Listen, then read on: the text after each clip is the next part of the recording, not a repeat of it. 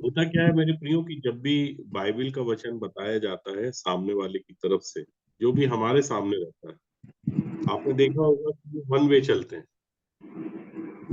मतलब जो उन्होंने अपनी तैयारी करके लाए हैं, वही हमारे सामने परोसा जाता है ना? लेकिन होता क्या है कि जब हम लोग ऐसे मीटिंग में बैठते हैं, जैसे संगति में अभी हम लोग बैठ रहे हैं, तो मैं ये नहीं कहता हूँ कि सबके प्रश्नों का उत्तर एक साथ मिल जाता है, लेकिन बारी-बारी से किसी व्यक्ति ने आज प्रश्न किया, किसी ने कल किया, किसी ने परसों किया, उसके बाद अब हम लोग तो डेली मिलते हैं। तो हो सकता है कि आज राजन भाई का नंबर हो, कल मोनिका मैम का नंबर हो, परसों इंदिरा भाभी का नंबर हो। तो हर कोई प्रश्न कर रहा है। बहुत से लोग इस बात को जानना चाह रहे हैं। बहुत लोगों के अंदर क्यूरियोसिटी है, जानने की कि इसका मतलब क्या है, इसका मतलब क्या है। विगत हम लोग लगभग-लगभग वर्ष भर हो गए हैं लगभग 1 साल, है ना? और मेरे ख्याल से ऐसे ही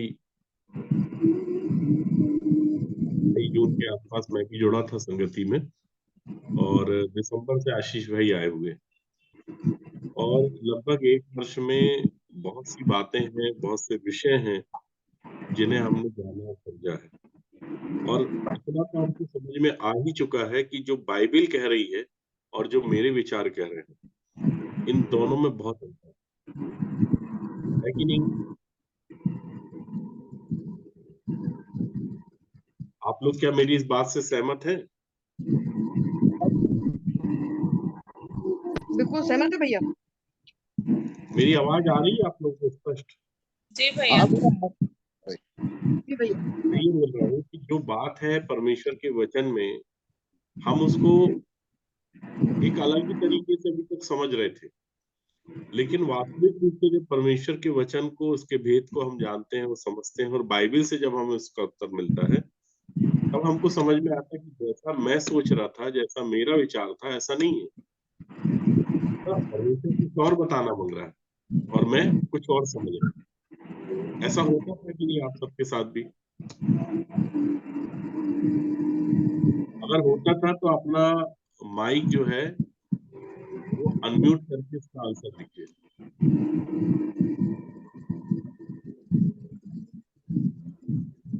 मेरी बात, मेरा प्रश्न समझिए आप लोग, क्या बोल रहा हूँ मैं?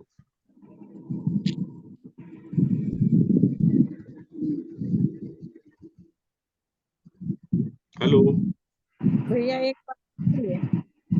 मेरी आवाज़ आ रही है आप सबको? थोड़ी कट कट के भैया और एक आवाज, एक साउंड आ रहा है। ये मेरी तरफ से नहीं आ रहा है, ये कहीं बीच में से किसी विज्ञा भैया की तरफ से आ रहा है ये। जी हाँ। 1 मिनट रुकिए। अब तो नहीं आ रहा? हाँ, अब बंद हो गई। बंद हो गया, बंद हो गया। हाँ, मैं ये कह रहा हूँ कि जैसे हमने इतने दिनों से वचन को जाना है, समझा है, तो मेरा ये कहना है, मैं आपसे एक प्रश्न पूछ रहा हूँ कि जब मैं और आप बाइबिल को पढ़ते थे और जब तक हम इस बात को नहीं जान रहे थे कि जो परमेश्वर का वचन कह रहा है, हम उसको उस तरीके से नहीं समझ रहे हैं, अर्थात हम अपने विचारों से समझ रहे हैं। लेकिन जब हमने परमेश्वर के वचन के अनुसार वचन को जाना और समझा, तब हमको ये बात समझ में आई कि जैसा परमेश्वर का वचन कह रहा है, हम वैसा नहीं समझ रहे। हम अपने विचार से बाइबिल को समझने का प्रयास कर रहे हैं। जी हाँ भैया, पहले ऐसे ही होता था। जैसे कि वो कोरी का भी हमने ऐसा देखा, सामरी स्त्री का भी देखा हमने, मगर उसके जो भेद छुपे हैं वो आप लोगों के सांगिन में हमको पता लगा, आपके द्वारा, जी, भैया के द्वारा ये पता लगा। बिल्कुल अद्भुत अनोखी बात पता लगी, और पहली बार पता लगी, उसका बहुत अफसोस है कि अभी तक हमको वो शिक्षा जो सुनने में आ रहे थे, जो बता रहे थे, एक भी सही नहीं थी भैया, एक भी सही नहीं थी। आज पता लगा पर भैया हमको ये बातें, जो लोगों ने बड़े बड़े उसमें बताते हैं, सेमिनार में बताते हैं, और आपके छोटे से झुंड के साथ बहुत अद्भुत अनोखी बात है। अमेजिंग है भैया, जो कभी हमको आज तक नहीं मिली, ना कभी मिलने भी वाली है, अगर ऐसे प्रेरित ना मिले हमें तो। ये हमारे लिए तो बिल्कुल नई बात है भैया, जी, क्योंकि मैं तो काफी लंबे समय से ये सब चीजों से जुड़ी थी, मगर बहुत अलग शिक्षाएं मिली और उसको वो मेरे अंदर काम करी और उस पर मैं अब ऐसा लगता है कि पहले तो मैं खैर तबीयत भी ठीक नहीं थी, टेबलेट का भी असर रहता था, मैं 9-9 10-10 बजे तक सोती रहती थी, 12-2-2 बजे तक सोती रहती थी। पर अब मैं बिल्कुल इंतजार करती हूँ, बिल्कुल जल्दी से उठ के चाय नाश्ता करके और बिल्कुल मीटिंग का इंतजार करती हूँ। अगर मैं यहाँ पे रहती हूँ तो अपने काम को पहले सबसे पहले इसमें करती हूँ ध्यान, बाद में फिर दूसरा काम करती हूँ, भले कितना देर हो जाए। ये मैं इसके लिए इंतजार करती हूँ भैया। तो आप सब ये इस चीजें बात से मैंने जो इंदिरा चेंजेस भाभी पाया कह अपने रही हैं में। सहमत हैं? जी भैया। मतलब आप कोई भी वचन देखें, मैं मेरी बात करता हूँ कि 2017 के पहले तक ऐसा नहीं है कि मैं बाइबल नहीं पढ़ता था, मैं बहुत बाइबल पढ़ता था और बाइबल के साथ साथ मैं दूसरी अन्य पुस्तकें भी पढ़ता था। लेकिन ये होता था कि जब भी किसी लेखक की पुस्तक पढ़ता था तो एक लेखक दूसरे लेखक से कुछ अलग ही विषय लिखता था। अर्थात एक लेखक कुछ लिख रहा है और दूसरा लेखक उसी वचन का दूसरा इंटरप्रिटेशन कर रहा है। तो मैं ये सोचता था कि ऐसा कैसे हो सकता है।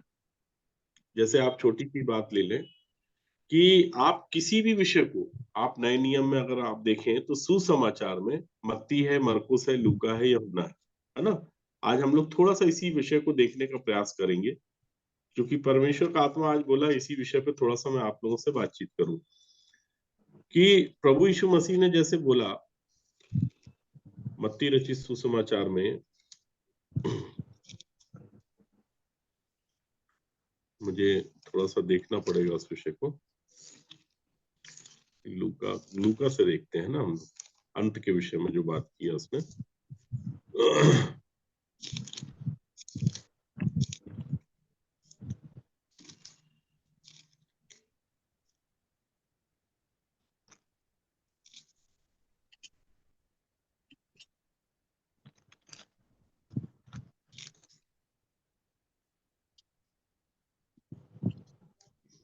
मत्ती में भी उसका विवरण पाया जाता है और मरकुस में भी है, लूका में भी है। मैं सोच रहा हूँ कि कहाँ से आप लोगों को थोड़ा सा बताऊं जिससे आप लोग जल्दी से उस विषय को समझें। हाँ, जैसे मत्ती रचित सुसमाचार 24 अध्याय में देखते हैं ना, जो मैं मेरे विषय में मैं जानना समझना चाह रहा था कि मैंने तो इस विषय को पढ़ा और मैं ये देख रहा था कि प्रभु यीशु मसीह जब सुसमाचार में इस विषय को लिख रहे थे या बता रहे थे या बोल रहे थे, तो यही बात हम पुराने नियम में भी देखते हैं।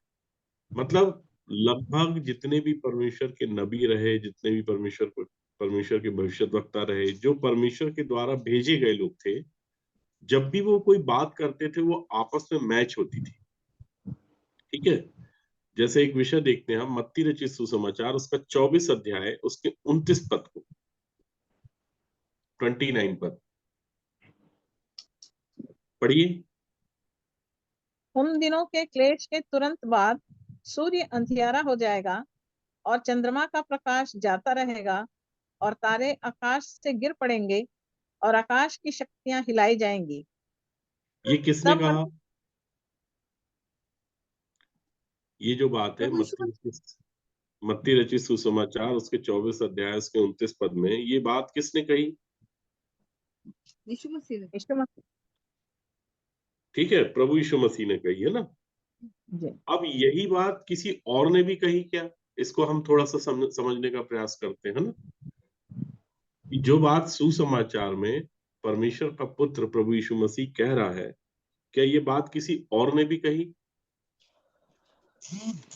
चलिए हमारे साथ आप एक वचन निकालिए, यशायाह उसका 13 अध्याय।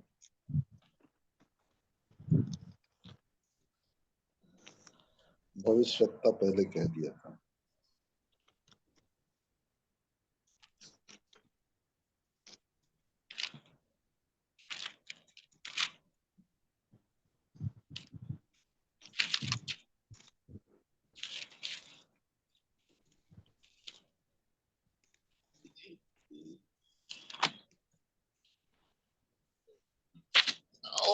यशायाह उसका 13 अध्याय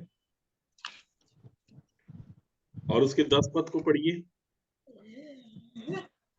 क्योंकि आकाश के तारागण और बड़े बड़े नक्षत्र अपना प्रकाश ना देंगे और सूर्य उदय होते होते अंधेरा हो जाएगा और चंद्रमा अपना प्रकाश ना देगा मैं जगत देखिए के ऐसी लोगों बात को यशायाह भी कर रहा है। जो बात प्रभु यीशु मसीह कह रहे हैं वही बात यशायाह भी बोल रहा है। कह रहा है कि नहीं कह रहा? जी हाँ। अब इसी के 24 अध्याय के 23 पद को पढ़िए।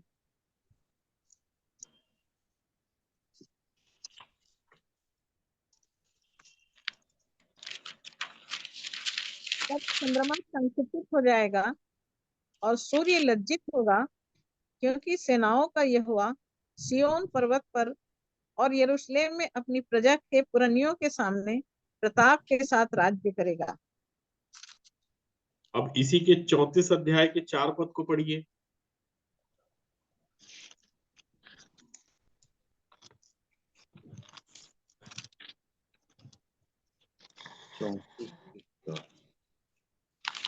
आकाश के सारे गण जाते रहेंगे और आकाश कागज के समान लपेटा जाएगा। जैसे दाखलता या अंजीर के वृक्ष के पत्ते मुरझा कर गिर जाते हैं, वैसे ही उसके सारे गण धुंधले होकर जाते रहेंगे। देखिए कितनी सिमिलरिटी है ना बात में, कि जो बात यशायाह कह रहा है वैसे ही बात प्रभु यीशु मसीह कह रहा है। इसलिए प्रभु यीशु मसीह ने कई बार सुसमाचार में बोला, यशायाह ने तुम्हारे विषय में ठीक लिखा है। मतलब प्रभु यीशु मसीह यशायाह के विषय में बोलते हैं कि यशायाह जो भविष्यवक्ता है तुम्हारे बारे में क्या ठीक लिख रहा है। समझ रहे हैं आप? चलिए आगे के भाग को हम जानेंगे समझेंगे थोड़ा सा, इसके पहले कि हम प्रार्थना के भाग में जाएंगे, है ना, ताकि परमेश्वर हमारी सहायता करे कि परमेश्वर के इन वचनों को, जो कि भेद की रीति पे परमेश्वर ने अपने पवित्र शास्त्र बाइबल में लिखे हुए हैं, इसे हम अपने विचारों के अनुसार नहीं, परमेश्वर के विचार के अनुसार जानने और समझने पाए। सो आइए हम प्रार्थना करेंगे। धन्यवाद धन्यवाद धन्यवाद धन्यवाद धन्यवाद धन्यवाद देते हैं सारी आशीषों के देने वाले स्वर्गीय पिता। बड़ी ही दीनता और बड़ी ही नम्रता के साथ एक बार फिर आपके चरणों में आते हैं पिताजी। सारा आदर, सारी महिमा, सारा गौरव आपको देता हूँ पिताजी। प्रार्थना करता हूँ पिताजी इस झुंड के लिए, इस संगति के लिए, वचन के प्रत्येक सुनने वालों के लिए पिताजी। और जो वचन पिता परमेश्वर आज आप मेरे मुख से होकर बोलते हैं पिताजी, उन वचनों के लिए। हाँ मेरे पिता, मैं तो इस योग्य भी नहीं हूं कि आपके भेद को, आपके वचन को इन अशुद्ध होठों से बोल सकूं, बता सकूं। और पिताजी मुझ में ऐसी कोई भी खूबी नहीं है, ऐसी कोई भी लियाकत नहीं है कि मैं आपके उस विराट स्वरूप का वर्णन कर सकूं पिताजी, जैसे कि आप हैं। पवित्र आत्मा आपसे बस यही विनती और निवेदन करता हूं कि आप स्वयं हम सब के मध्य उपस्थित हों पिताजी, ताकि हम आपके मुख से आपकी व्याख्या, आपका वर्णन और आपकी बातों को जानने और समझने पाए। क्योंकि आपसे बेहतर, आपसे अच्छा आपका परिचय कोई मनुष्य नहीं दे सकता पिताजी। सो आप स्वयं आए पिताजी और प्रत्येक से बोलें और बातचीत करें, ताकि हम आपकी बातों को और वचन की गंभीरता पर उसके भेद को जानने और समझने पाए। अपनी आत्मा प्राण देह को आपके हाथों में सौंप देता हूँ पिताजी, और मेरे सिर के बाल से लेकर पैर के तलवे तक संपूर्ण रीति से मुझे आप अपनी महिमा के लिए उपयोग में लेकर आए पिता। उपस्थित प्रत्येक जनों को पिता आपके हाथों में सौंपता हूँ। सबको सुनने वाले कान दे दे पिताजी, ताकि आपका वचन प्रभावशाली हो, अनुग्रह सहित हो पिताजी, और हर एक पिता परमेश्वर इस वचन के प्रकाश में अपने स्वाभाविक स्वरूप को देखने पाए पिताजी। आप दया करें, अपने अनुग्रह की दृष्टि हम पर करें पिताजी। एक बार फिर मैं अपने आप को और उपस्थित प्रत्येक जनों को आपके हाथों में सौंपता हूँ, और साथ ही साथ इस मैसेज को, इस वचन को, इस उपदेश को जो भी लोग YouTube के माध्यम से बाद में सुनेंगे पिताजी, उन सब पर भी आप अपने अनुग्रह की दृष्टि को बनाए रखिएगा। इस विनती और प्रार्थना को मसीह यीशु के मीठे पवित्र नाम से मांग लेता हूँ, सुनिए और बड़ी दया से ग्रहण कीजिए, आमीन। आमीन। सो अभी हमने देखा कि यशायाह जो है ऐसी ही बात कर रहा है जैसा प्रभु यीशु मसीह कह रहा है अपन कि कहना अपन सुवाला जी कि उन दिनों के क्लेश के तुरंत बाद सूर्य अंधियारा हो जाएगा और चंद्रमा का प्रकाश जाता रहेगा और सारे आकाश से और तारे आकाश से गिर पड़ेंगे। मतलब ये जो विषय है मनुष्य के पुत्र के पुनर्आगमन के विषय में बताया जा रहा है, ये स्वयं प्रभु यीशु मसीह बता रहा है। और यशायाह ने कईयों सालों पहले इस विषय के बारे में भविष्यवाणी कर दी। ठीक है, अब यशायाह के अलावा एक और व्यक्ति है जो इस विषय को बता रहा है, जो परमेश्वर का जन है, परमेश्वर का दास है, परमेश्वर का भविष्यद्वक्ता है। यहेजकेल की पुस्तक निकाली है हमारे साथ, उसका 32 अध्याय 32।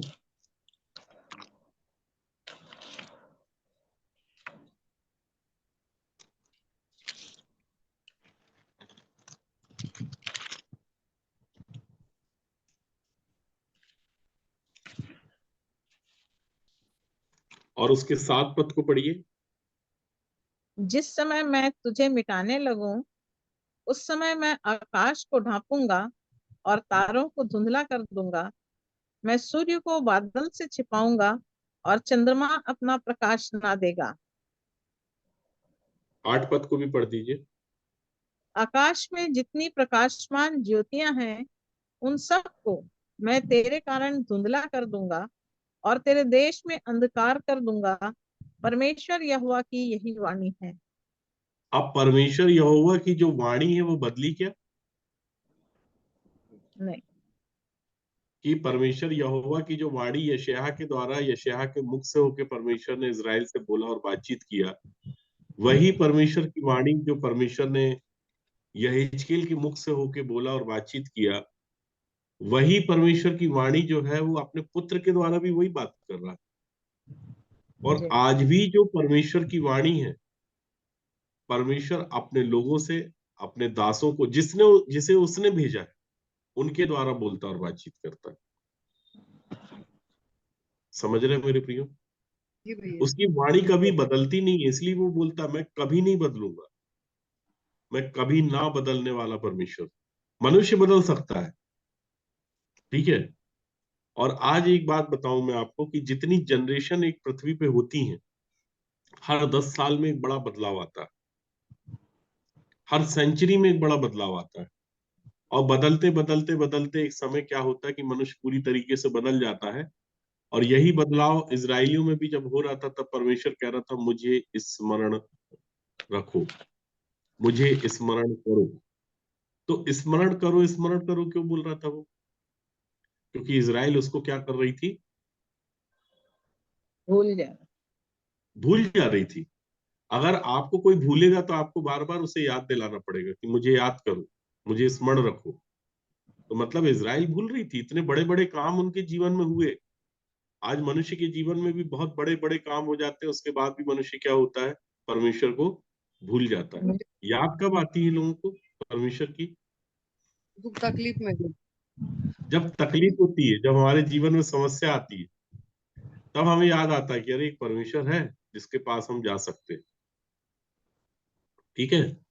जी भैया। बड़े बड़े लोग है ना, हमारे इस भारतवर्ष में भी हुए, उन्होंने बड़ी अच्छी अच्छी बातें कही हैं। अगर आप उसके सार को देखने का प्रयत्न करेंगे, उसके सार को जानने का प्रयत्न करेंगे, तो हमारे जितने भी बड़े बड़े यहाँ पे भी भारत में जो महात्मा हुए, उन्होंने भी इस विषय को कहा कि सुख में सुमिरन सब करे, दुख में सुमिरन सब करे, सुख में करे ना कोई, और जो सुख में सुमिरन करे तो दुख काहे को होए। ठीक है। लेकिन दुख काहे को होए का मतलब ये नहीं कि दुख नहीं आएगा, दुख तो आएगा। एक विश्वासी के जीवन में जो दुख आएगा वो मसीही दुख होगा। परमेश्वर ने अब्राहम से जब बातचीत की मेरे प्रियो, तो रात में उससे बात किया और उसको तारे दिखाया कि तेरा वंश किसके समान होगा? तारों के समान। तो स्वाभाविक बात है कि जब परमेश्वर ने अब्राहम से बात की और तारे दिखाए तो रात का समय होगा। अब दिन के समय ले जाके वो धूल दिखाता है, धूल के तिनके दिखाता है और बोलता है तेरा वंश इसके समान होगा, है ना। इन दोनों में तो बहुत बड़ा भेद है कि धूल के तिनके कौन है और तारे किसको बताया। आज हम देखते हैं अगर पूरी संसार में जो सबसे बड़ी इंडस्ट्रीज है वो हॉलीवुड है और बॉलीवुड है।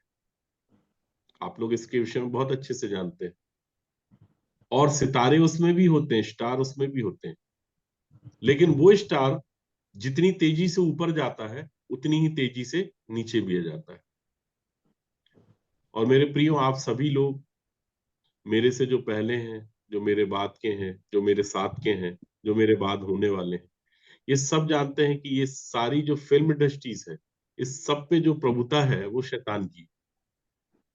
ठीक है, ये बाइबल के अनुसार हो रहा है ये।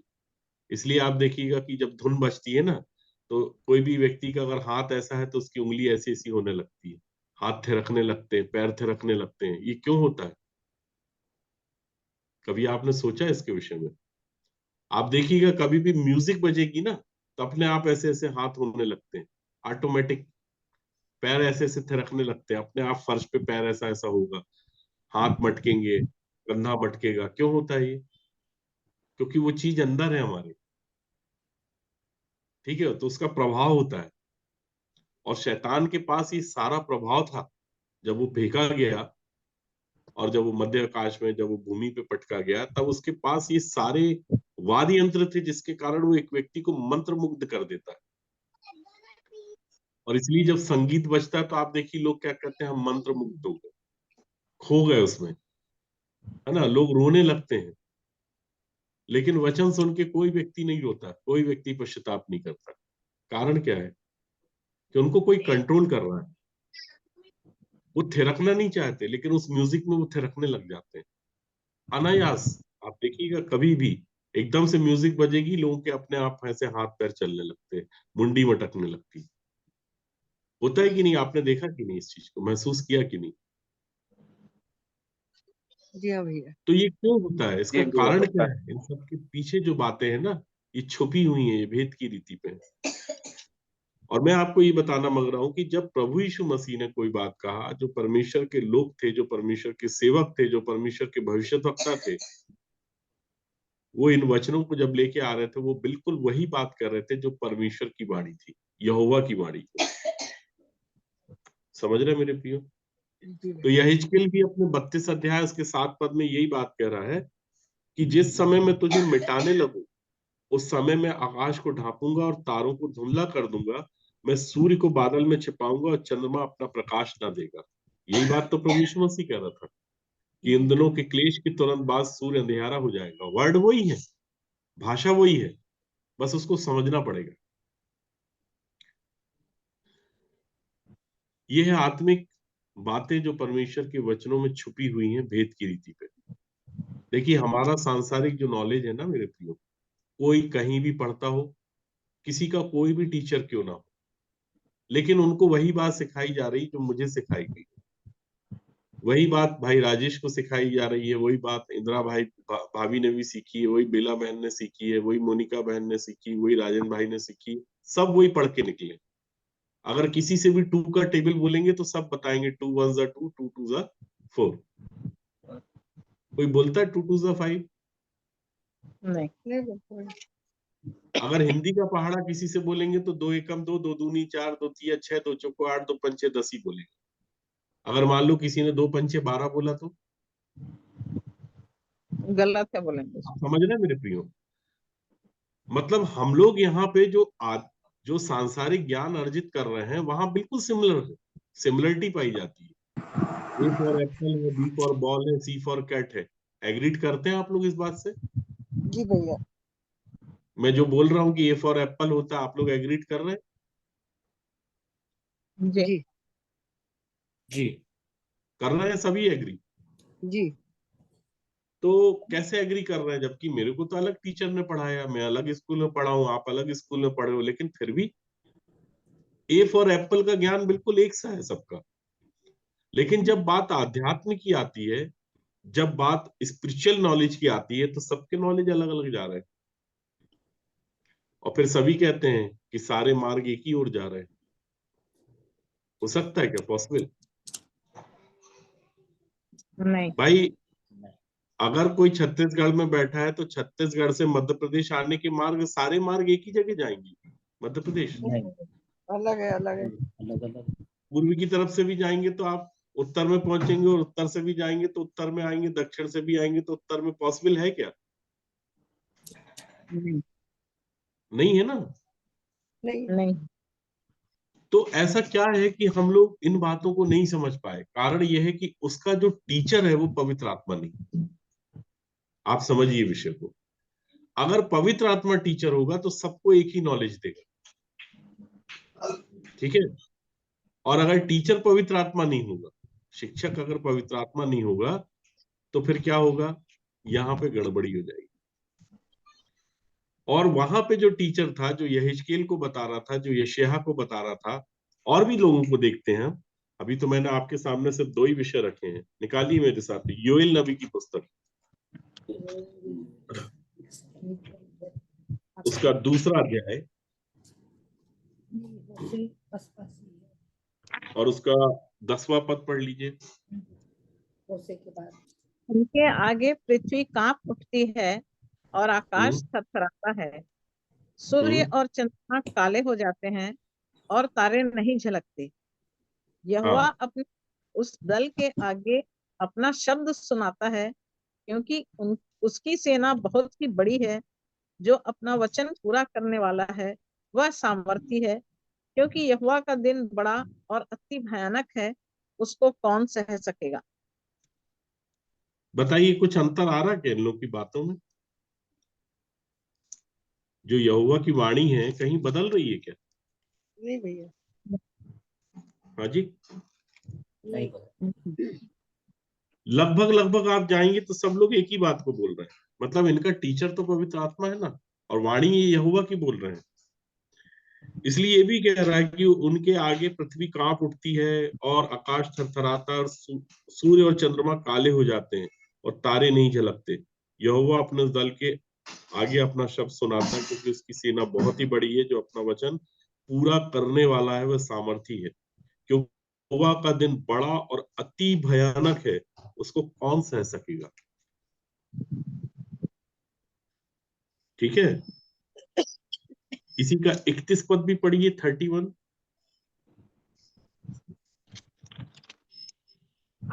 यहोवा के उस बड़े और भयानक दिन के आने से पहले सूर्य अंधियारा होगा और चंद्रमा रक्त सा हो जाएगा। उस समय हम्म। जो कोई यहोवा से प्रार्थना करेगा वह छुटकारा पाएगा, और यहोवा के वचन के अनुसार सिय्योन पर्वत पर और यरूशलेम में जिन बचे हुओं को यहोवा बुलाएगा वे उद्धार पाएंगे। देखिए विषय वही बात कर रहा है। पुराने नियम में भी अगर आप पढ़ेंगे तो पूरा जो फोकस था, पूरा जो केंद्र बिंदु था, वो था उद्धार, वो था छुटकारा, वो था साल्वेशन, वो था मुक्ति, वो था मोक्ष। फिर आज मायने में क्यों बदल गए? कैसे बदल गए बताइए आप। आज जो मायने हैं बाइबल के, कि अगर एक व्यक्ति प्रभु यीशु मसीह के पास आता है, या एक व्यक्ति परमेश्वर के पास किसी व्यक्ति को लेके आता, तो बोलता तुम्हारे जीवन से सारे दुख दूर हो जाएंगे, तुम्हारा मकान बन जाएगा, तुम्हारी दुकान खुल जाएगी, तुम्हारा विवाह हो जाएगा, तुमको एक अच्छी लड़की मिल जाएगी, तुमको एक अच्छा जॉब मिल जाएगा, तुम्हारा पासपोर्ट बन जाएगा, तुम्हारा वीजा बन जाएगा, तुम कनाडा चले जाओगे, तुम बहुत सा पैसा कमाओगे। उद्देश्य ही बदल गया। और उद्देश्य क्या हो गया? Total prosperity. क्या मेरा प्रभु यीशु मसीह ने कोई दुकान खोल के बैठा है क्या? क्या प्रभु ने यही बोला कि तुम मेरे पास आओगे तो मैं तुम्हारा वीजा बनवा दूंगा, तुम्हारा पासपोर्ट बनवा दूंगा, तुम्हारी शादी करा दूंगा, तुम्हारा घर बनवा दूंगा? और जो प्रभु परमेश्वर के जो सेवक हुए, जो परमेश्वर के दास हुए, जो परमेश्वर के भविष्यद्वक्ता हुए, वो विषय को लेके चलते हैं, उद्धार के विषय को, कि जिनको यहोवा बुलाएगा वे क्या पाएंगे? उद्धार पाएंगे, है ना। क्यों? क्योंकि वो जो दिन है ना, वो बड़ा भयानक दिन है, और उसी भयानक दिन से परमेश्वर के लोग चाहते हैं कि एक व्यक्ति क्या हो जाए, बच जाए। बच जाए। प्रभु यीशु मसीह ने भी कहा था कि अगर तेरी आंख ठोकर खिलाती है तो उसे काट के क्या कर दे, उसे निकाल के फेंक दे। कहीं ऐसा ना हो कि तेरे को कहाँ लेके चली जाए, नरक में। नर्क लेके चली जाए। मतलब नर्क का दर्शन जो है बड़ा बहुत ही भयानक है। और इसलिए जितने भी लोग थे उन्होंने इस विषय को बताया कि उस बड़े और भयानक दिन के आने से पहले सूर्य अंधियारा होगा और चंद्रमा रक्त सा हो जाएगा।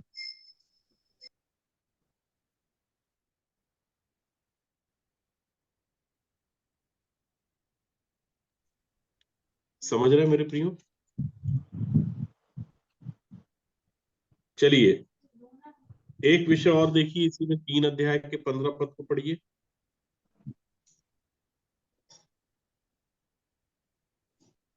सूर्य और चंद्रमा अपना अपना प्रकाश ना देंगे और ना तारे चमकेंगे। मैं आपको इस विषय को इसलिए बता रहा मेरे प्रियो कि सुसमाचार में जो बात प्रभु यीशु मसीह कह रहा है, वही बात योएल कह रहा है, वही बात यिर्मयाह कह रहा है, वही बात यहेजकेल कह रहा है, वही बात यशायाह कह रहा है। और मैं एक जगह से नहीं, कई जगहों से इस विषय को रख रहा हूं आपके सामने। ठीक है?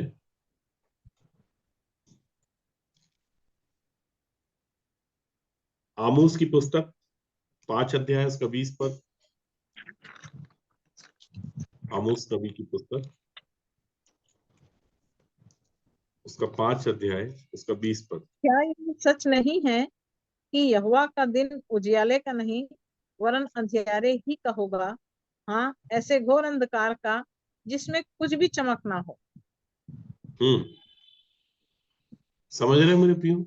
आमोस भी ऐसे ही बोल रहा है कि जिस दिन मनुष्य के पुत्र का पुनरागमन होगा, मतलब ये बताना मांग रहा है कि जिस दिन परमेश्वर के पुत्र का पुनरागमन होगा वह यहोवा का दिन होगा, और वो दिन जो है वो उजियाले का नहीं होगा, क्योंकि कलीसिया तो उठा ली जाएगी।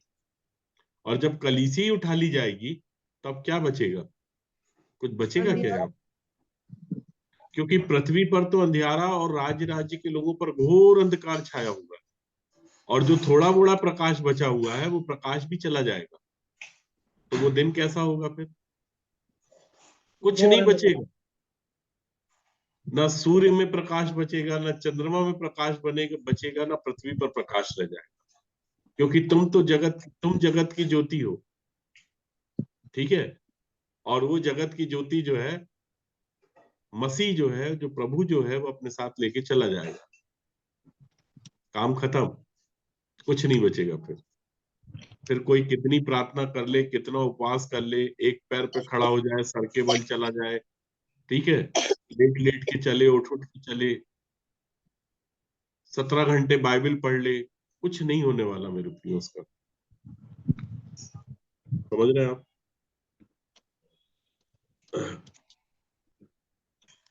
एक वचन और पढ़ें आप, इसी का 8 अध्याय इसका 9 पद।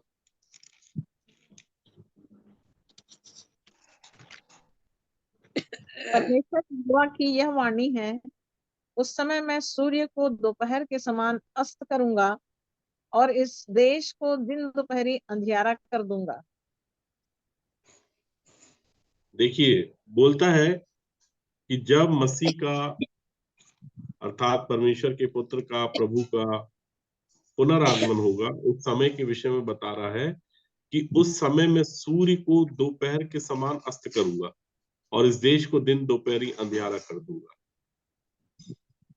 सारी जगह हम देख रहे हैं बस एक ही चर्चा हो रही है, अंधकार अंधकार अंधकार की, क्योंकि सूर्य क्या हो जाएगा? अंधियारा हो जाएगा। ठीक है? चलिए एक जगह से और पढ़िए।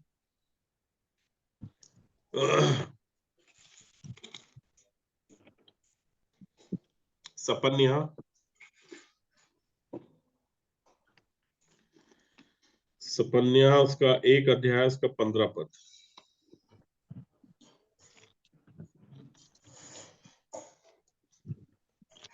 1:15।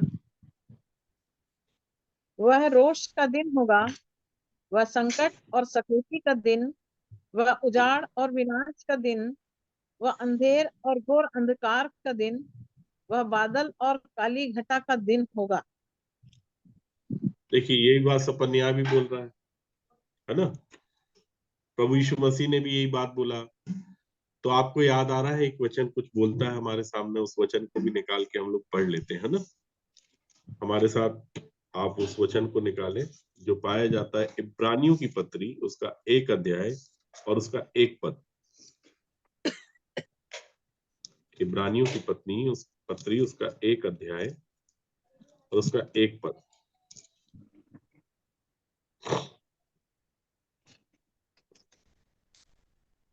पूर्व युग में परमेश्वर ने बाप दादों से थोड़ा थोड़ा करके और भांति भांति से भविष्यवक्ताओं के द्वारा बातें करके इन अंतिम दिनों में हमसे पुत्र के द्वारा बातें की, जिसे उसने सारी वस्तुओं का वारिस ठहराया और उसी के द्वारा उसने सारी सृष्टि की रचना की। अब आप देखिए ये विषय हम आपके सामने रख रहे हैं। पूर्व युग में परमेश्वर ने बाप दादाओं से थोड़ा थोड़ा करके और भांति भांति से भविष्यद्वक्ताओं के द्वारा बातें कर इन अंतिम दिनों में हमसे पुत्र के द्वारा बातें की। पहले परमेश्वर बाप दादाओं से बातें करता रहा, बाप दादा हमको बताते थे, फिर परमेश्वर ने भविष्यद्वक्ताओं के द्वारा बातें की, और भविष्यद्वक्ताओं के जब द्वारा जब बातें कर चुका तो इन अंतिम दिनों में उसने किसके द्वारा बातें की? पुत्र के द्वारा। पुत्र के द्वारा। तो यही बात यशायाह ने कहा, यही बात यहेजकेल ने कहा, यही बात सपन्याह ने कहा, यही बात आपने देखा दूसरे भी भविष्यद्वक्ताओं ने कहा। ठीक है। और अंतिम दिनों में किसने बात कर ली? पुत्र ने खुल के बात कर लिया। उसने साफ बता दिया कि उन दिनों के क्लेश के तुरंत बाद सूर्य अंधियारा हो जाएगा और चंद्रमा का प्रकाश जाता रहेगा और तारे आकाश से गिर पड़ेंगे और आकाश की शक्तियां हिलाई जाएंगी। ठीक है। अब पुत्र के द्वारा देखिए ऐसा ही कुछ प्रचार चेले भी करते हैं। हमारे साथ आप निकालिए प्रेरितों के काम,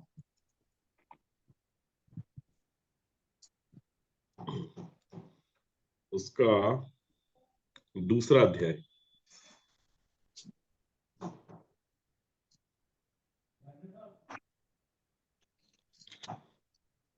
और उसके 20 पद को पढ़िएगा। प्रभु के महान और तेजस्वी दिन के आने से पहले सूर्य अंधेरा और चांद लहू सा हो जाएगा।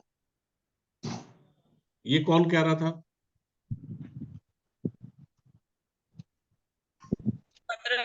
पतरस। ये पतरस कह रहा है। देखिए अब वो भी वही बात का समर्थन कर रहा है जो बात प्रभु यीशु मसीह ने बताया था।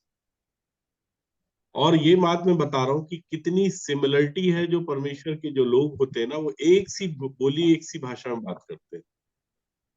क्यों? क्योंकि ये सब परमेश्वर के भेजे हुए लोग रहते हैं।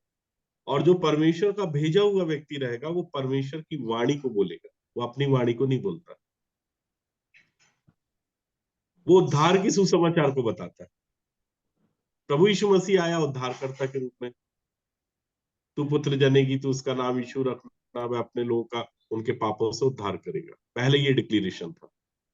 यशायाह भी इसी विषय को बता रहा था, अभी हमने आपके सामने पढ़ा। ठीक है। कौन उद्धार पाएगा? जो परमेश्वर के पास आएगा, जो परमेश्वर के निकट आएगा, वो उद्धार पाएगा। आज ये पतरस प्रचार कर रहा है जो प्रभु यीशु मसीह का चेला है, और उसके प्रचार करने के द्वारा एक व्यक्ति जब इस वचन को सुनता है, और भी जितने लोग वहां पे खड़े होकर इस वचन को सुनते हैं, और सुनने के बाद वो क्या बोलते हैं? 37 पद को पढ़िए, 37 पद को।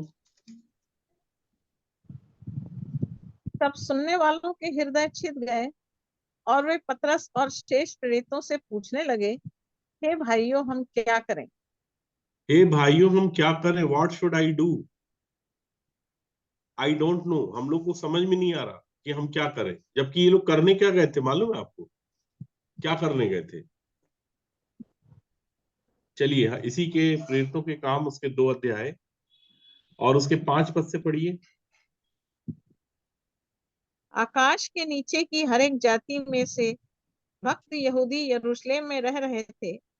जब यह शब्द हुआ तो भीड़ लग गई और लोग घबरा गए क्योंकि हर एक को यही सुनाई देता था कि ये मेरी ही भाषा में बोल रहे हैं।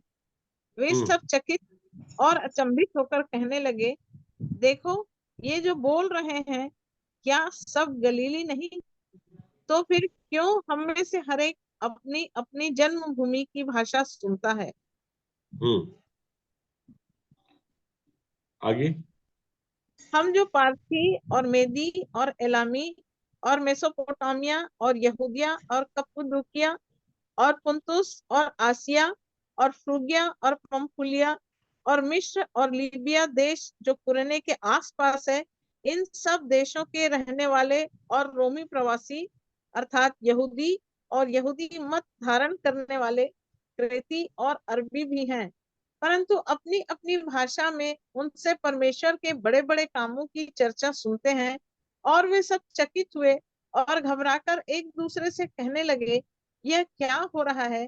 परंतु दूसरों ने ठट्ठा करके कहा, वे तो नई मदिरा के नशे में चूर हैं। मतलब ये सारे जो लोग इकट्ठे थे यहाँ कोई काम करने के लिए आए थे, ठीक है। ये हो सकता है कि चढ़ावा करने आए हो सकता है कि यहाँ पे इनका भी कोई मेला लगा हो सकता है कि परमेश्वर के वचन को ये किसी से सुनने के लिए आए हो। मतलब ये सारे लोग इकट्ठे हैं। और लगभग कितने लोग इकट्ठे थे उस समय पे? 120। कितनी भाषाएं बोलने वाले इकट्ठे थे? काउंटिंग की कभी किसी ने? चलिए हम लोग आज काउंटिंग करते हैं ना इस विषय को, ताकि जो भी इस विषय को बाद में सुने तो और अच्छे से समझे। पहले है पारथी, पारसी, ठीक है। फिर दूसरा मेदी, दूसरे तीसरा हैं मेदी, एलामी, हाँ। चौथा चौथे हैं मेसोपोटामिया, मेसोपोटामिया, ठीक है। पांचवा है यहूदिया, यहूदिया, छठवां कप्पुदिकिया, पुंतुस, पुंतुस, सातवां आसिया, पुंतुस, आसिया, फ्रुंगिया, नौवां फ्रूगिया, 10वां हाँ, पंफूलिया, 11वां मिस्र, 12वां लीबिया, फिर कुरेनी। 13 रोमी प्रवासी, नहीं, कुरेने भी है फिर ना। 14। जी लीबिया के बाद है देश के जो कुरेने के आसपास है, मतलब कुरेने के भी लोग हैं यहाँ पे। जी, चलिए, और रोमी प्रवासी भी हैं। 13, फिर 14 हो गया ये।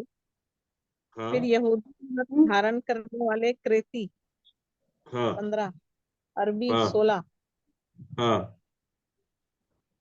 तो 16 लोग, 16 भाषा बोलने वाले सामने खड़े हुए, ठीक है। और पतरस अकेला खड़े होके इस बात को बता रहा, अर्थात परमेश्वर के वचन को सुना रहा। और आप देखिए कि वो जो बात कर रहा है उसका ट्रांसलेशन इमीडिएट हो रहा है। और जो व्यक्ति, मान लीजिए वहां पे रोमी व्यक्ति खड़ा है, जो पंफूलिया खड़ा है, जो मिस्री खड़ा है, उसको उसकी जन्मभूमि की भाषा सुनाई दे रही। जन्मभूमि समझते हुए लिख रही हो। जन्मभूमि अर्थात जहां पे एक व्यक्ति जन्म लेता है ना, उसकी वो भाषा जो रहती है वो वैसी रहती है जिसको वो इजीली समझ सकता है। हमारे भारतवर्ष में अगर बात करें तो हर 10 किलोमीटर पे भाषा बदल जाती है, आपने देखा होगा, ठीक है। हर 10 किलोमीटर में छत्तीसगढ़ में भी भाषा बोली जाती है, छत्तीसगढ़िया। लेकिन आप 10-20 किलोमीटर में देखेंगे तो छत्तीसगढ़ियों में भी बहुत से अलग अलग प्रकार हैं भाषा के, ठीक है। कुछ बहुत ज्यादा प्योर बोलते हैं, कुछ थोड़ा सा मिक्स करके बोलते हैं। लेकिन भाषाओं में अंतर है, मतलब उनके शब्दों में, उनके उच्चारणों में अंतर आ जाता है।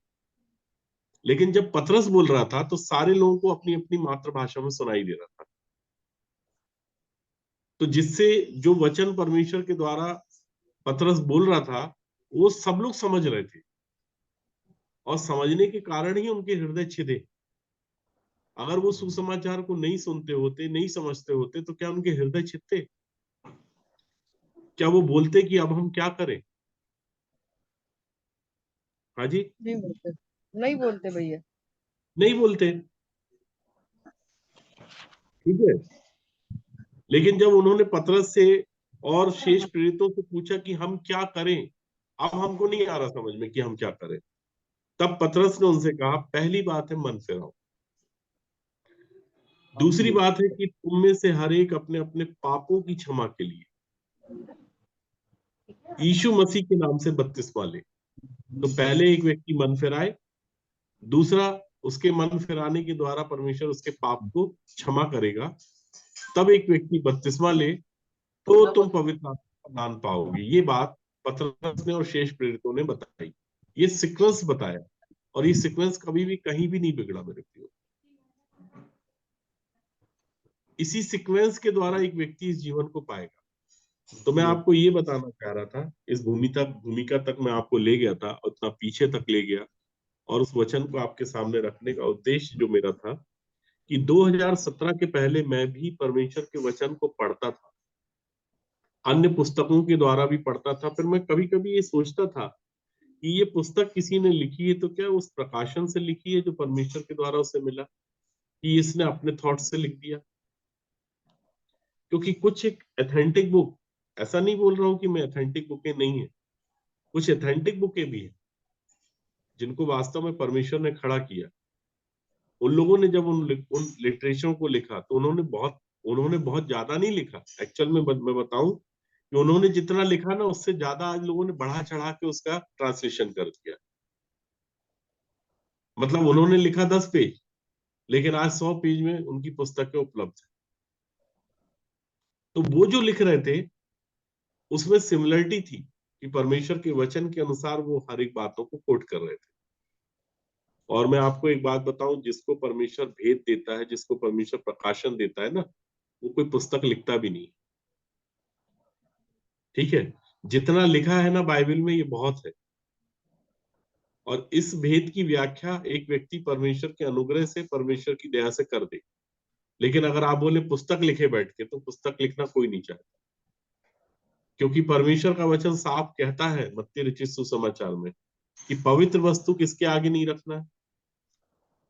कुत्तों के सामने। तो के आगे, हाँ, सूअर के मतलब आगे, कौन से वाले कुत्ते? काट पालतू कूट करने वाले? वाले कुत्ते, काट कूट हाँ करने जी। वाले कुत्ते। ये कौन होते हैं काट कूट करने वाले कुत्ते? बाइबल किसको कुत्ता बोलती, परमेश्वर किसको कुत्ता बोलता है? अच्छा ये बताइए।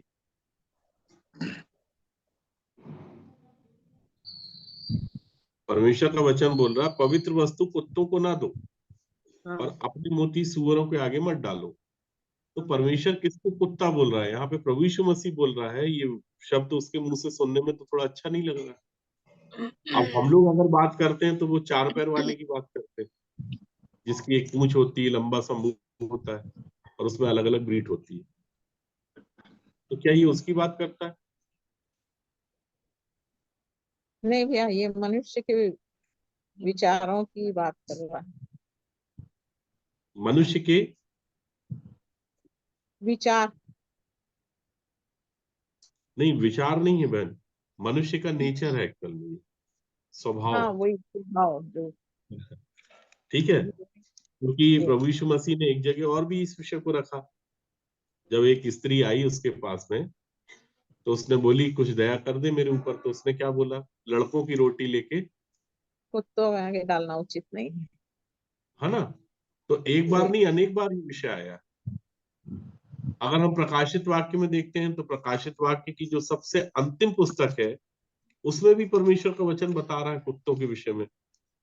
ठीक है, उसके 22 अध्याय उसके 15 पद में वो कहता है कि कुत्ते और टोने और व्यभिचारी और हत्यारे और मूर्ति पूजक और हर एक झूठ का चाहने और गढ़ने वाला बाहर रहेगा। मतलब एक जाति, अगर जानवरों की बात करें तो एक जाति ऐसी है, या एक ब्रीड ऐसी है जिसके विषय में बाइबल प्रकाशित वाक्य में बताती कुत्ते। तो क्या कुत्ते भी स्वर्ग के अंदर जाएंगे क्या? तो कुत्ता है कौन एक्चुअल में? किसको कुत्ता बोलते हैं?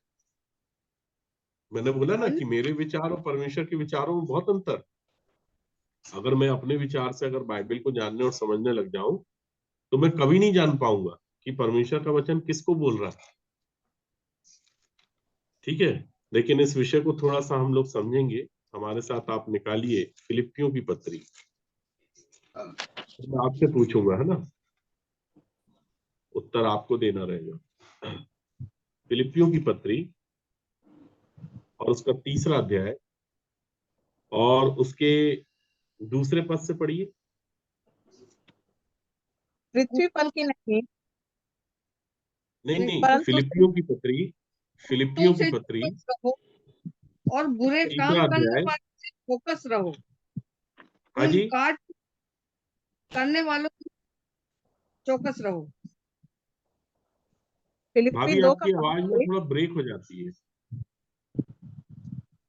फिलिप्पियों 2 का 5 से जैसा मसीह यीशु का स्वभाव था फिलिपियो वैसा ही फिलिपियो 3 अध्याय उसका 2 पद। कोई तो कुत्तों से चौकस रहो। चौकस रहो, उन बुरे काम करने वालों से चौकस रहो, उन काट कूट करने वालों से चौकस रहो, आगे 3 पद। क्योंकि खतना वाले तो हम ही हैं जो परमेश्वर के आत्मा की अगुवाई से उपासना करते हैं और मसीह यीशु पर घमंड करते हैं और शरीर पर भरोसा नहीं रखते। अब बताइए किसको कुत्ता बोलती है बाइबल? हमको बुरे काम करने वाले। देखिए 3 पद में वो बता रहा है, ऊपर 2 पद में कहता है कुत्तों से चौकस रहो।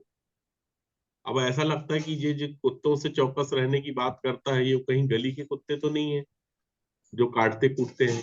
जब हमारी गाड़ी तेज स्पीड में निकलती तो हमारे पीछे पीछे दौड़ते हैं, भौंकते हैं। नहीं, उनकी बात नहीं कर रहा है। पौलुस कह रहा शरीर है को कुत्तों से करो। चौकस रहो, उन बुरे काम करने वालों से चौकस रहो।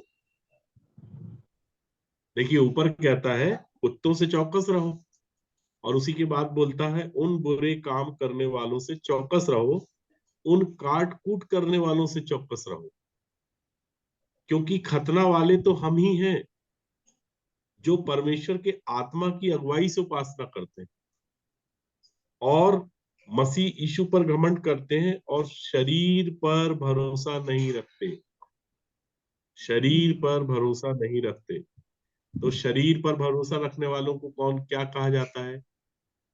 शरीर पर भरोसा रखते हो, कुत्ते शारीरिक कुत्ते की उपाधि, कुत्ते हाँ की जी। उपाधि, कुत्ते शारीरिक की उपाधि। हाँ, क्योंकि जो शरीर पे भरोसा रखते हैं ना, वो बहुत काट कूट करते हैं मेरे प्रियो। उनको अपनी ताकत का बड़ा घमंड रहता है। समझ रहे हैं आप? बिल्कुल उनको सही अपनी बोले। बुद्धि, अपनी समझ का, अपनी चतुराई का बड़ा भरोसा रहता है। और ऐसे लोग जो हैं वो क्या कहलाते हैं परमेश्वर की दृष्टि में, कुत्ते ये आप समझ लीजिए। कुत्ते क्योंकि यही लोग हैं काट कूट करते हैं। इसलिए वो बोल रहा था कुत्तों से चौकस रहो, उन बुरे काम करने वालों से चौकस रहो और उन काट कूट करने वालों से चौकस रहो। हमारे साथ आप एक वचन और निकालिए, गलातियों की पत्री उसका 5 अध्याय और उसका 15 पद पढ़िए।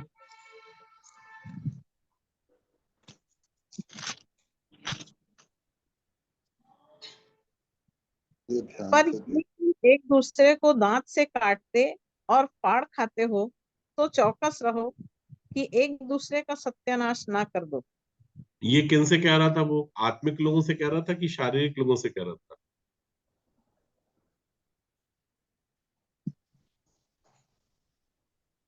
हाँ जी, चलिए 13 पद से पढ़िए किसी के।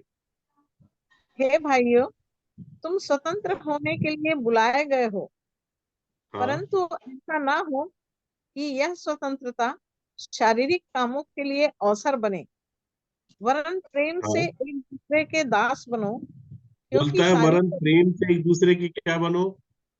दास बनो। अगर आप प्रेम से एक दूसरे के दास बनोगे तो शारीरिक कामों का अवसर नहीं मिलेगा, बोलता है। ठीक है, आगे।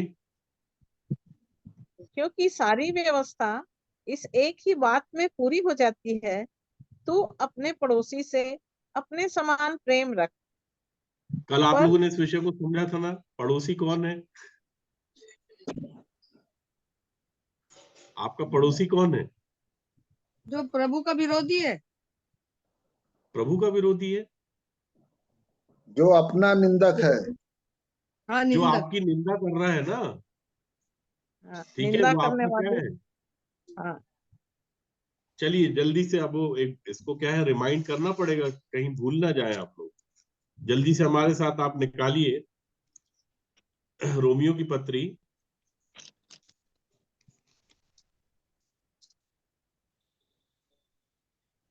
उसका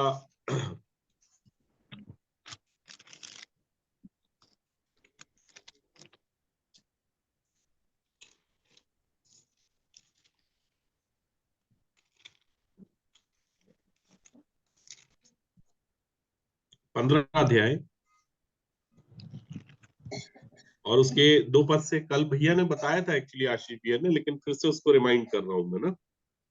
हम पढ़िए। में से हर अपने पड़ोसी को उसकी भलाई के लिए प्रसन्न करे कि उसकी उन्नति हो, क्योंकि मसीह ने अपने आप को प्रसन्न नहीं किया, पर जैसे लिखा है, तेरे निंदकों की निंदा मुझ पर आ पड़ी। किसकी निंदा पड़ी? निंदकों की निंदा, निंदकों तेरे की निंदकों की निंदा मुझ पर आ पड़ी। आप तो निंदक कौन है? निंदक जो है वो कौन है? मेरे लोग, मेरे कौन है वो लोग, और आपके कौन है वो निंदक? जो मेरे प्रेमी हैं। पड़ोसी है जो भैया, आपके पड़ोसी। पड़ोसी है ना, ठीक है, जिनसे आपको प्रेम रखना है या प्रेम करना है, वो हाँ, निंदक कौन है? शारीरिक लोग हैं, क्योंकि जो निंदा करेगा वो तो शारीरिक ही होगा ना। जी आत्मिक व्यक्ति आपकी निंदा क्यों करेगा? आत्मिक व्यक्ति तो आपसे प्रेम रखेगा ना। जी जी समझ रहे हैं कि नहीं आप? और अगर आत्मिक व्यक्ति है तो वो आपसे प्रेम रखेगा। आत्मिक व्यक्ति को बाइबल में बलवान बताया गया है मेरे प्रियो, और शारीरिक व्यक्ति को एक्चुअल में बाइबल में निर्बल बताया गया। समझ रहे हैं आप? अगर कोई व्यक्ति वास्तव में अपने आप को बलवान समझता है, अर्थात आत्मिक रूप से, देखिए 2 बलवान होते हैं, एक शारीरिक रूप से बलवान होता है और एक आत्मिक रूप से बलवान होता है। आप कौन सा बलवान बनना बोलते हैं? आत्मिक। आत्मिक हाँ जी। आत्मिक आत्मिक। बल। अगर आप आत्मिक रूप से बलवान हैं तो 15 अध्याय के पहले पद को पढ़िए। अतः हम बलवानों को चाहिए कि निर्बलों की निर्बलताओं को सहें, ना कि अपने आप को प्रसन्न करें। समझ में आई बात? आपका पड़ोसी जो है वो आपको गाली बकने से प्रसन्न होगा, ठीक है, आपको मारने से, आपको पीटने से, आपके साथ कपट करने से, इन सब बातों से वो प्रसन्न होगा। और अगर वो प्रसन्न हो रहा है, तो अगर आप वास्तव में बलवान हैं, अर्थात अगर आप आत्मिक हैं, तो आपका परम कर्तव्य क्या बनता है फिर? अगर आप प्रभु यीशु सहिष्णुता। मसीह के पर चिन्हों पे चल रहे हैं, जैसा पौलुस कहता है कि तुम मेरी सी चाल चलो, क्योंकि मैं मसीह की सी चाल चलता हूं, तो आपको क्या करना पड़ेगा? उसको चुप रहना, उनको सह लेना है। उनको सहना पड़ेगा आपको, ठीक है। जी अगर आप वास्तव में बलवान हैं, तो कहता है कि हम बलवानों को चाहिए कि निर्बलों की निर्बलताओं को सहें, ना कि अपने आप को प्रसन्न करें, ठीक है। अब इसको और समझते हैं। इसी का 14 अध्याय देखिए, रोमियो का 14, उसका 1 पद। जो विश्वास में निर्बल है, उसे अपनी संगति में ले लो, परंतु उसकी शंकाओं पर विवाद करने के लिए नहीं। उसकी शंकाओं पे विवाद करने के लिए नहीं करना है, बोला जो विश्वास में निर्बल है। मतलब अगर आप बलवान है, तो आप किस में बलवान है? आप बलवान किस में हुए? विश्वास में बलवान हुए ना। जी और वो विश्वास में निर्बल है, तो जो विश्वास में निर्बल है उसको आपको सहना है, क्योंकि वो आपको काटने कूटने के लिए आएगा। ठीक है। उस काट कूट करने वाले से आपको क्या रहना है? चौकस रहने की आवश्यकता है। और क्यों रहने की आवश्यकता है? दोनों से बोलता है, पर एक दूसरे को अगर तुम दांत से काट रहे हो, तो तुम कैसे आत्मिक हो सकते हो? हो सकते हो क्या? तुम आत्मिक नहीं हुए, तुम तो शारीरिक हो गए फिर। इसलिए कुरिन्थियों की कलीसिया से कह रहा था कि मैंने तुमको दूध पिलाया, अन्न नहीं खिलाया, क्योंकि तुम लोग क्या हो अभी भी? क्या बच्चे। हो? शारीरिक शारीरिक अब शारीरिक व्यक्ति को क्या अन्न खिलाएगा?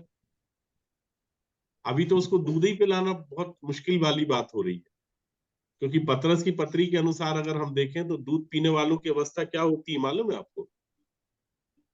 पतरस अपनी पत्री में बोलता है कि सब प्रकार का बैर भाव और छल और कपट और डाह और निंदा को दूर करके नए जन्मे हुए बच्चों के समान आत्मिक निर्मल दूध की लालसा करो। तो आत्मिक निर्मल दूध की लालसा कौन करेगा? जिसके जीवन से सब प्रकार का बैर भाव और छल और कपट और डाह और निंदा दूर हो जाएगी।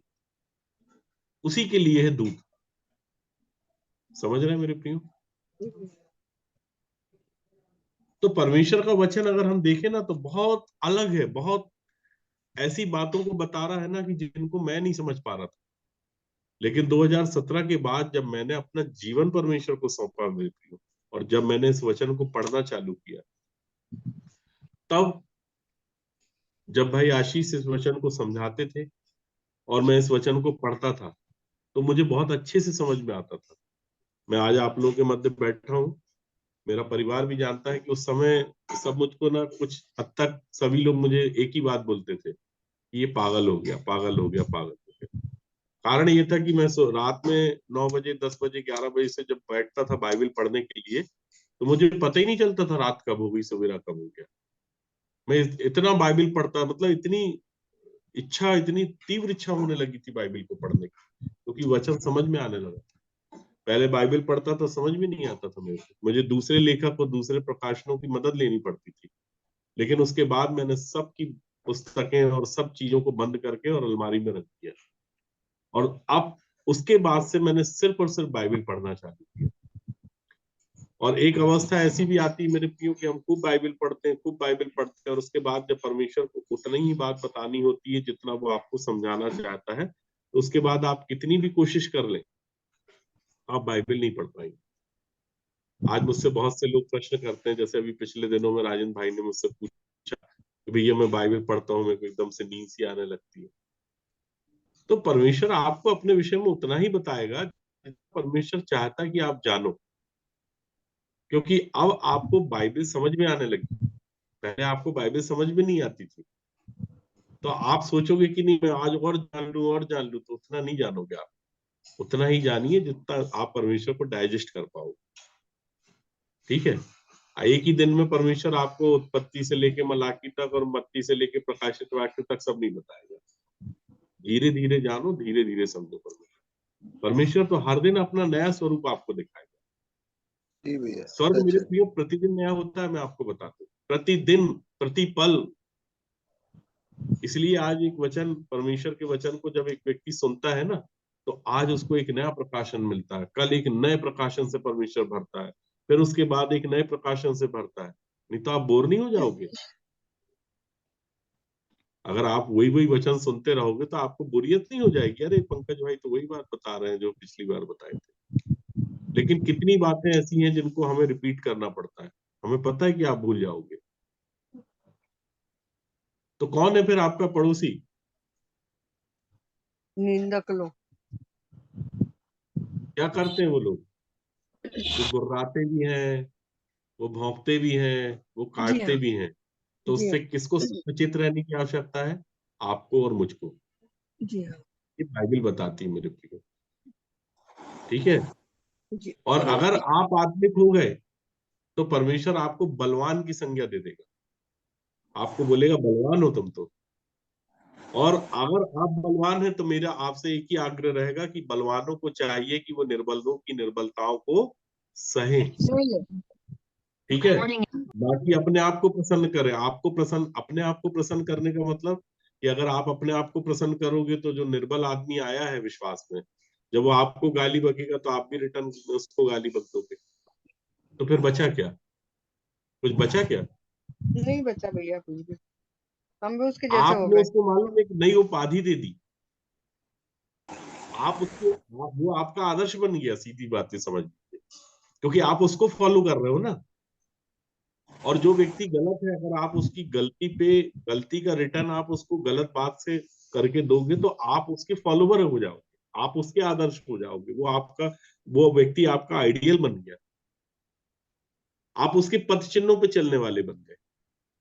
बात तो तब है जब हम उसको अपने पद चिन्हों पे चला दें। समझ रहे हैं मेरे प्रियो? और प्रभु यीशु मसीह क्या है, हमको एक आदर्श दे के गया है कि हम उसके क्या हुए, पद चिन्हों पे चले। जल्दी से हमारे साथ एक वचन निकालें आप, पतरस की पत्री,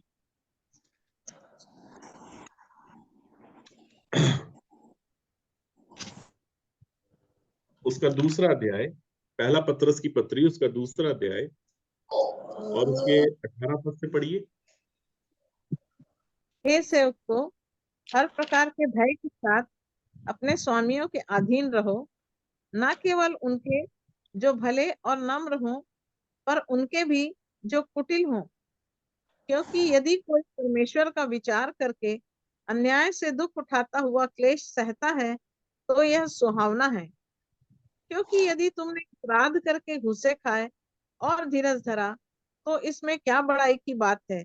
पर यदि भला काम करके दुख उठाते हो और धीरज धरते हो, तो यह परमेश्वर को भाता है। और तुम इसी के लिए बुलाए भी गए हो, क्योंकि मसीह भी देखिए देखिए, अब इसको थोड़ा सा मैं आपके सामने एक्सप्लेन कर देता हूँ।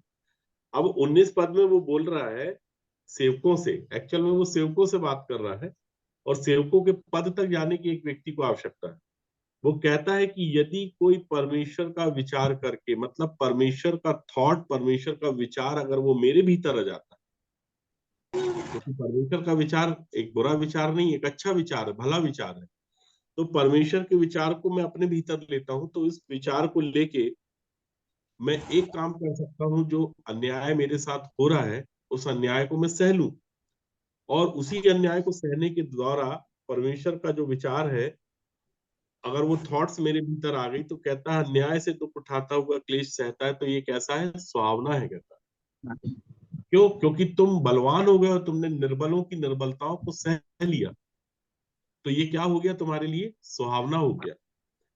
क्योंकि यदि तुमने अपराध करके घूसे खाए और धीरज धरा, तो इसमें क्या बड़ाई की बात है। कहता अरे अपराध करके तो हर व्यक्ति घूसे खा लेता है, हर व्यक्ति मारपीट, हर व्यक्ति पिटाई खा लेता है, हर व्यक्ति धीरज धर लेता है, तो इसमें कोई बड़ाई की बात थोड़ी ना है कि आपको अप्रिशिएट किया जाए, आपने बहुत बड़ा काम कर लिया। नहीं, वो कहता है पर यदि भला काम करके दुख उठाते हो और धीरज धरते हो, तो ये परमेश्वर को भाता है। अगर आप भला काम करके दुख उठाते हो और धीरज धरते हो, तो ये परमेश्वर को भाता है। इस विचार को लेके अगर आप सेवा कर रहे हो, तो आप सेवक ठहर गए।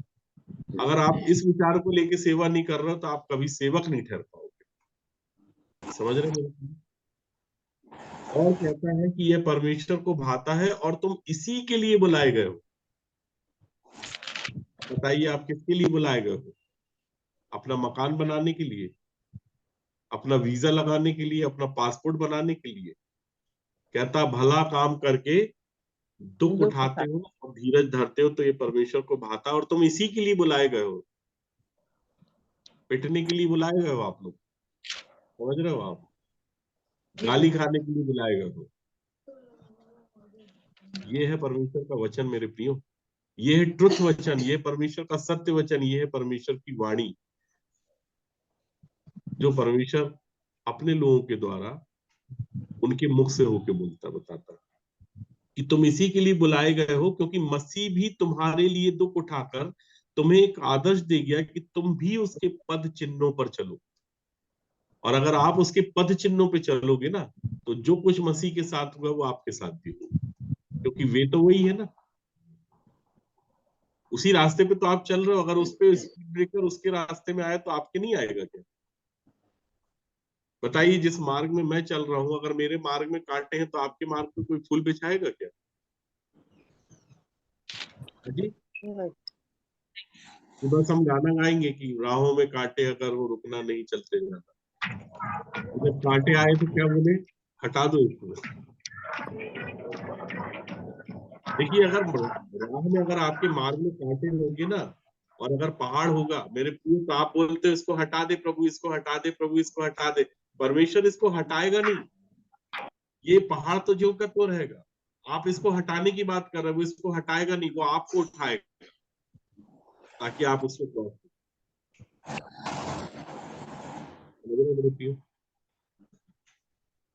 तो ये बड़े विषय हैं जिन्हें हमें जानना और समझना है मेरे प्रियो।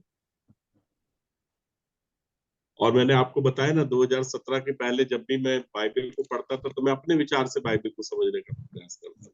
लेकिन बड़ा अद्भुत परमेश्वर की योजना, परमेश्वर का जो प्रबंध मेरे जीवन में हुआ, कि जब मैंने परमेश्वर के वचन को परमेश्वर के अनुसार जाना और समझा, तब वो छिलका जो होता है ना, वो मेरे आंखों से गिरा, और तब मैंने वचन की डेप्थ को, परमेश्वर के भेद को समझा। जी जैसे मैं फॉर एग्जांपल आपसे बात करूं कि आपके हाथ में अगर मैं और एक ऑरेंज दे दूं, तो क्या आप उसको खा लोगे? अगर संतरा आपके हाथ में दे दूं तो आप डायरेक्ट खा लोगे क्या उसको? छिलका निकालेंगे उसको, किस चीज को छीलेंगे उसके? छिलके को। संतरे के छिलके को। बाइबल को आप कितना भी पढ़ लें, लेकिन अभी भी एक छिलका है जिसके कारण हम अंदर के जो गूदे को, अंदर के जो भाग को है ना, वो देख नहीं पा रहे। और वो उसको ना तो देख पाएंगे, ना उसको खा पाएंगे, ना उसको चख पाएंगे। और वो छिलका उतरना जरूरी है। इसलिए जब हम इसको पढ़ते हैं ना, तो हम इसको समझ नहीं पाते। क्योंकि यशायाह जब अपनी पुस्तक में लिखता है उसके 13 अध्याय में, तो वो कहता है कि ये पुस्तक जब एक व्यक्ति को देता है परमेश्वर, पढ़े लिखे को, तो वो कहता है कि इसको कैसे पढ़ूं, इसमें तो मोहर लगी हुई है। और जब अनपढ़ को देता है तो बोलता है मैं कैसे पढ़ूं, मैं तो अनपढ़ हूं, मेरे लिए तो काला अक्षर भैंस बराबर। तो दोनों की स्थिति सेम है। आप देखिए, एक पढ़ा लिखा व्यक्ति भी जो है ना, वो भी नहीं समझ पा रहा, और एक अनपढ़ व्यक्ति है, उसको भी समझ में नहीं आ रहा। तो क्यों नहीं आ रहा समझ में?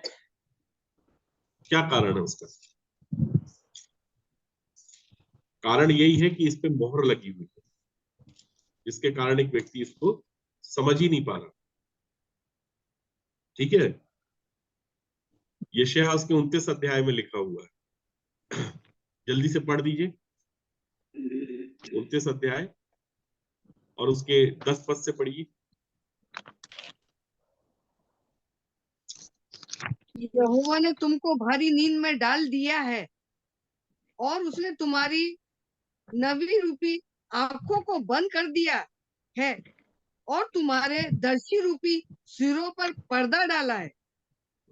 इसलिए सारे दर्शन तुम्हारे लिए एक लपेटी और मुहरबंद की हुई पुस्तक की बातों के समान है, जिसे कोई पढ़े लिखे मनुष्य को यह कहकर दे, इसे पढ़, और वे कहे मैं नहीं पढ़ सकता क्योंकि ये मोहरबंद की हुई है। ये वही पुस्तक अनपढ़ को यह कहकर दी जाए, इसे पढ़, और वह कहे मैं तो अनपढ़ हूँ। देखिए, अब इसको थोड़ा सा समझाता हूं मैं आपको, है ना। कह रहा है कि परमेश्वर ने तुमको जो है भारी नींद में डाल दिया है। अब भारी नींद में डाल दिया तो कैसे पढ़ोगे अब इसको? अब नींद आएगी तो पढ़ सकते हो क्या इसको? नहीं पढ़ सकते। और कहता है कि तुम्हारे दर्शी रूपी सिरों पे पर्दा डाला है। अब दर्शी रूपी सिरों पे अगर पर्दा डालेंगे तो दर्शन देख पाएगा एक व्यक्ति? नहीं, नहीं देख पाएगा। ठीक है, अगर मेरे और बहन मोनिका के बीच में वार्तालाप हो रही है, बातचीत हो रही है, हम लोग एक ही कमरे में बैठे हुए, अगर हम लोग के बीच में कोई आ जाए तो कैसा लगता है उस समय? तुरंत हम सामने वाले से बोलते हैं ना, थोड़ा हट जाओ, हम लोग बातचीत कर रहे हैं, हम लोग को एक दूसरे का मुंह नहीं दिख रहा। ये वही स्थिति बन रही है कि परमेश्वर कैसे बात करे एक व्यक्ति से और कब बात करेगा। तो बाइबल तो है, परमेश्वर का वचन तो है, लेकिन नहीं समझने का कारण ये हो रहा है क्योंकि कोई चीज है, कोई पर्दा पड़ा हुआ है मेरे और आपके बीच में, अर्थात मेरे और परमेश्वर के बीच में कोई पर्दा पड़ा हुआ है। वो पर्दा जब तक उठेगा नहीं, तब तक हम इस विषय को जान नहीं पाएंगे, समझ नहीं पाएंगे। तो वो कहता है कि उसने तुम्हारी नबी रूपी आंखों को बंद कर दिया और तुम्हारे दर्शी रूपी सिरों पर पर्दा डाला है। इसलिए सारे दर्शन तुम्हारे लिए लपेटी और मोहर बंद की हुई पुस्तक की बातों के समान। ठीक है, आपने देखा होगा पुराने समय में जो राजा महाराजा थे, सब मेरी तरफ देखिएगा, तो पुराने समय में जो राजा महाराजा होते थे तो वो अपना पत्र लेके भेजते थे, दूत को। तो वो दूत जो है वो इस तरीके से, आपने देखा होगा, लपटा हुआ एक मैसेज लेके आता था राजा के पास। आपको मालूम है वो जो जो कपड़े में लिखा होता था वो पूरा इस तरीके से लपटा रहता था और उस पर मोहर लगी रहती थी। तो जो मैसेज लेके जा रहा है वो उसको खोल के नहीं पढ़ सकता था। क्यों? क्योंकि उसके भीतर कुछ लिखा हुआ है, मोहर लगी, मतलब वो लॉक है एक तरह से। अब इसको कौन खोलेगा? जिसके पास ये मैसेज जा रहा है, वही खोलने का अधिकारी था। तो एक राजा जब दूसरे राजा को मैसेज देता था तो उसके दूत उसको लेके जाते थे और दूत उसको नहीं पढ़ पाते थे। तो वो राजा के पास जब वो मैसेज जाता था तब उसको काटता था और उसको खोल के ऐसे पढ़ते थे। ठीक उसी तरीके से वो बता रहा है कि ये जो दर्शन है तुम्हारे लिए एक लपेटी और मोहर बंद की हुई पुस्तक की बातों के समान है, जिसे कोई पढ़े लिखे मनुष्य को यह कहकर दे कि इसे पढ़ तो बोलेगा कैसे पढ़ूंगा, ये तो लपटा हुआ है, मोहर लगी हुई है इस पे, इसके भीतर जो लिखा है वो मेरे को तो पढ़ा ही नहीं आएगा, मैं इसको नहीं पढ़ सकता। बाइबल भी उसके लिए सेम ऐसी ही पुस्तक, वो पढ़ता तो है लेकिन इसके अर्थ को नहीं समझ पा रहा। क्यों नहीं समझ पा रहा? क्योंकि इसका अर्थ जो है वो पवित्र आत्मा ही बताएगा। क्योंकि इसका अर्थ अर्थात इसका जो भेद है, जो इसका रहस्य है, जो इसकी मिस्ट्री है, वो परमेश्वर ही बताएगा, वो आप नहीं समझ पाओगे अपने अनुसार। और इसी तरह से वो कहता है कि किसी अनपढ़ को कर दे तो वो कहेगा मैं कैसे पढ़ूं, मैं तो अनपढ़ आदमी हूं भाई, काला अक्षर भैंस बराबर है मेरे लिए, मेरे को क्या समझ में आएगा कि क्या लिखा हुआ है। तो दोनों को एक ही स्थिति में लाके खड़ा कर दिया कि नहीं परमेश्वर ने। अब अनपढ़ के सामने ये मोहर खोल भी दोगे और उसके सामने पूरी फैला दोगे तो उसको समझ में आ रहा है कि क्या मैसेज है? कुछ नहीं पता उसको। तो दोनों से छुपी हुई है ना ये।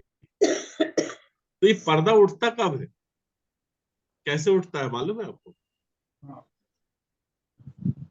ये पर्दा उठता कैसे है? जब प्रभु चलिए चाहेगा तब। अंतिम वचन निकाल लीजिए ना मेरे साथ आप, जी कुरिन्थियों की कौन सा पत्री, भैया? जी कुल्फियो। कुरिन्थियों की पत्री निकालिए मेरे साथ, हमारे जी। साथ। दूसरा कुरिन्थियों की पत्री, उसका 3रा अध्याय, 16 तक से है क्या भैया? 16 और तक है। उसका 14 पद से 16। पढ़िए। परंतु वे मतिमंद हो गए, क्योंकि आज तक पुराना नियम पढ़ते समय उनके हृदयों पर वही पर्दा पड़ा रहता है, पर वह मसीह में उड़ जाता है। आज तक जब कभी मूसा की पुस्तक पढ़ी जाती है तो उनके हृदय पर पर्दा पड़ा रहता है, परंतु जब कभी उनका हृदय प्रभु की ओर फिरेगा तब वह पर्दा उठ जाएगा। कैसे उठेगा पर्दा? जब उनका जब हृदय प्रभु की प्रभु ओर की ओर फिरेगा। फिरेगा। जब वो मन फिराएंगे, जब उनका हृदय परमेश्वर की ओर फिरेगा तो ये पर्दा ऑटोमेटिकली उठेगा। कौन उठाएगा इस पर्दे को? प्रभु। प्रभु। इस पर्दे को उठाने वाला परमेश्वर है मेरे प्रियो, ठीक है? और परमेश्वर ही इस पर्दे को उठाएगा। ये पर्दा फट जाएगा, ये पर्दा उठ जाएगा, लेकिन शर्त यह है कि जब एक व्यक्ति का मन जो है परमेश्वर की ओर फिरेगा तब ये पर्दा उठेगा, उसके पहले नहीं उठेगा। कोई कितनी भी कोशिश कर ले नहीं उठेगा, कोई कितना भी सुसमाचार सुन ले नहीं उठेगा, कोई कितना भी सुसमाचार सुना ले नहीं उठेगा, कोई कितनी भी बाइबल पढ़ ले नहीं उठेगा। ये पर्दा तभी उठता है मेरे प्रियो जब एक व्यक्ति परमेश्वर की ओर मन फिराता है। तब प्रभु यीशु मसीह उस व्यक्ति से कहता है कि जब तक एक मनुष्य नए सिरे से ना जन्मे तब तक वो स्वर्ग का राज्य देख ही नहीं सकता। कैसे देखेगा? बीच में तो पर्दा पड़ा हुआ है ना, दिखाई देगा क्या उसको? राज्य दिखाई नहीं देगा, उसके भीतर कैसे प्रवेश करोगे? आप समझ रहे हैं मेरे प्रिय? इसलिए परमेश्वर के जो भी वचन हम पढ़ते हैं ना, उसको अगर गंभीरता से जानना है, समझना है, तो परमेश्वर से बहुत विनम्रता से प्रार्थना कीजिए, अपना जीवन परमेश्वर को सौंपिए, ताकि जिस तरीके से मेरे जीवन में काम हुआ, मैं आज इन वचनों को जान रहा हूँ, समझ रहा हूँ, आप भी उसको जान रहे हो।